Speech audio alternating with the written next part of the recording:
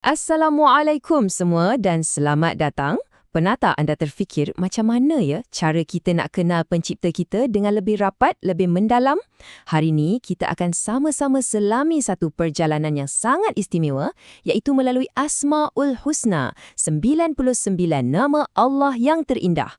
Dan ini bukan sekadar senarai nama untuk kita hafal tahu, tapi ia adalah kunci untuk kita faham sifat-sifatnya dan bagaimana ia boleh ubah hidup kita seharian. Jom kita mulakan. Perjalanan kita ni bermula dengan satu janji yang Masya Allah sangat luar biasa. Hadis hari Imam Bukhari ni bukan cuma bagi tahu kita ada 99 nama, tapi ia menjanjikan satu ganjaran yang paling hebat, syurga. Ganjaran ni satu je dah cukup untuk tunjukkan betapa pentingnya untuk kita bukan sekat tahu, tapi betul-betul hayati setiap satu nama ni. Jadi, apa sebenarnya maksud menghafal kat sini? Ia bukan setakat ingat di bibir je kan? Tapi lebih dari itu. Ia tentang memahami maknanya, meresap dalam hati dan jadikan ia sebahagian daripada doa kita, kehidupan kita. Setiap nama tu ibarat satu kunci. Kunci untuk kita faham sifat Allah dan cara untuk kita mohon pertolongannya dalam apa jua keadaan sekalipun. Dalam hidup kita yang serba sibuk hari ni, ketenangan hati tu dah jadi macam satu kemewahan kan? Jadi, untuk bahagian pertama ni, kita akan tengok macam mana zikir dengan nama-nama Allah yang tertentu boleh jadi sumber ketenangan dan jernihkan semula fikiran kita yang mungkin tengah kusut. Pernah tak anda berhenti sekejap dan fikir macam mana lafaz-lafaz yang ringkas ni boleh bagi kesan yang begitu mendalam pada jiwa kita? Sebenarnya, ia berlaku sebab zikir ni adalah cara untuk kita shift fokus kita. Daripada kelam kabut dunia, kita kembali ingat pada Yang Maha Kuasa. Dan kat situlah letaknya ketenangan yang sejati. Baik, jom kita lihat contoh pertama. Ya Rahman, Yang Maha Pemurah. Dengan amalkan zikir ni sebanyak 500 kali lepas setiap solat fardu, ia dipercayai boleh bagi hati kita rasa lebih terang, lebih tenang dan yang menariknya, ia juga dikatakan boleh bantu hilangkan sifat pelupa dan gugup. Nampak tak? Ada kaitan yang sangat rapat antara rohani dan mental kita. Seterusnya, Ya Salam, Yang Maha Penyelamat. Dengan zikir sebanyak 136 kali, fadilatnya adalah untuk kita mohon kesejahteraan yang menyeluruh. Maksudnya, luar dan dalam, jasmani dan rohani. Ia ibarat doa untuk kesihatan dan perlindungan dari sebarang penyakit supaya badan kita rasa lebih segar dan sihat. Dengan izinnya tentunya. Okey, sekarang dari ketenangan hati, kita beralih pula ke satu lagi aspek penting dalam hidup kita, rezeki dan kejayaan. Ini memang fitrah kita sebagai manusia kan? Dan Asmaul Husna ni sebenarnya menawarkan kita jalan untuk memohon keberkatan dalam setiap usaha yang kita buat. Jadi, bila kita tengah kerja keras, tengah pulun berniaga, macam mana kita nak sandarkan harapan kita pada Allah melalui nama-namanya? Nama yang mana satu yang boleh kita amalkan untuk mohon rezeki kita dilancarkan? Di sinilah kita jumpa nama Ya Razzaq, Yang Maha Pemberi Rezeki. Amalan zikir ni terutamanya lepas solat subuh, tujuannya untuk mudahkan datangnya rezeki yang halal lagi berkat.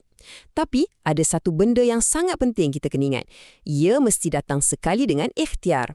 Zikir tu doa, usaha tu pelengkapnya, kena seiring. Untuk kawan-kawan kita yang dalam bidang perniagaan, nama Ya Bas itu, Yang Maha Pelapang Hidup ni memang sangat relevan. Dengan kita perbanyakkan zikir ni, harapannya ia dapat melapangkan dan memurahkan rezeki dalam bisnes kita. Satu amalan rohani untuk sokong usaha duniawi kita. Hidup ni kan penuh dengan cabaran dan benda yang kita tak jangka. Sebab itulah memohon perlindungan daripada Allah tu satu keperluan. Jom kita tengok macam mana nama-namanya boleh jadi perisai kita daripada macam-macam jenis bahaya. Ancaman ni, dia boleh datang dalam macam-macam bentuk. Ada yang kita boleh nampak, macam kemalangan atau niat tak baik orang lain. Dan ada juga yang kita tak nampak, macam hasad dengki ataupun gangguan-gangguan khaib. Jadi, macam mana zikir boleh jadi benteng kita? Ya Mu'min, Yang Maha Pengaman. Amalan zikir ini sebanyak 236 kali adalah satu permohonan untuk keamanan yang menyeluruh. Maksudnya, ia bukan untuk kita seorang je, tapi untuk melindungi satu pakej lengkap, diri kita, keluarga kita dan harta benda kita dari sebarang gangguan. Seterusnya, Ya Hafiz, Yang Maha Pelindung. Zikir ni, subhanallah, fadilat dia sangat spesifik dan menakjubkan. Dengan membacanya 99 kali, ia dipercayai boleh lindungi kita dari gangguan binatang buas. Cuba bayangkan betapa luasnya perlindungan Allah sampaikan untuk situasi spesifik macam berada dalam hutan pun ada doanya. Hebat kan?